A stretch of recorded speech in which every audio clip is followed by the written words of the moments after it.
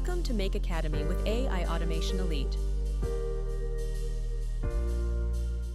Welcome to Expanding My First Scenario, the second course in the Make Foundation qualification. If you haven't completed the Setting Up My First Scenario course yet, be sure to do that first, as this course builds on those concepts. In this course, we'll cover adding a router, adding a filter, more options with filters, an overview of scheduling, and running the scenario once. Let's get started with Unit 1. In this first unit, we'll focus on expanding the scenario you previously created by adding a router. The router will help you branch your workflows into separate paths, allowing you to process data differently depending on your needs. Now, what is a router? A router in Make lets you split data flows into multiple routes, making it possible to send information to different destinations simultaneously. For example, you can route weather data to both Google Sheets and a messaging service such as Slack. Now, there are two methods to add a router. Let's explore both of them. The first method, if you already have a module in place like we do with this Make Foundation use case scenario, you can easily insert a router between them. This is useful when you want to modify an existing workflow by adding a router to direct data to multiple destinations. So what we're going to do is we're going to go on this three dots between your two modules and right click that. A menu will appear. Come down to add a router and click add a router. I'm going to auto align to see this better. Now a router will appear, and it's only going straight to one path to the Google Sheets. To add another module, just hover over the router. There'll be a plus sign. Click the plus sign and another placeholder will appear. Now all you have to do is, like we did previously, add another module and configure it.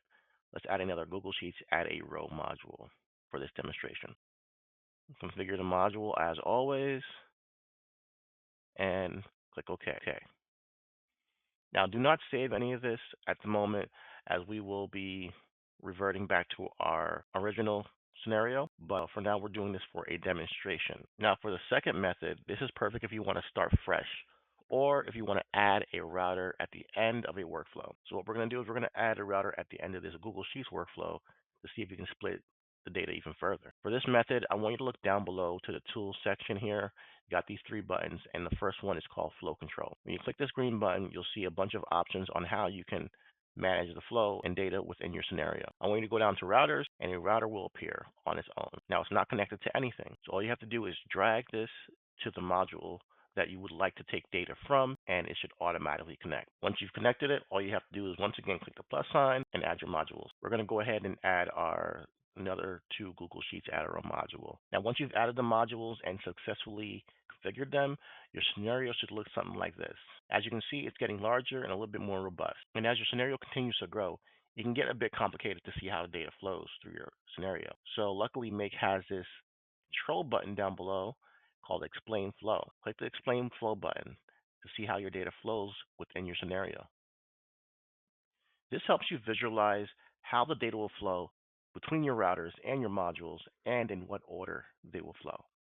Now let's click the Explain Flow button one more time, and I want you to notice something.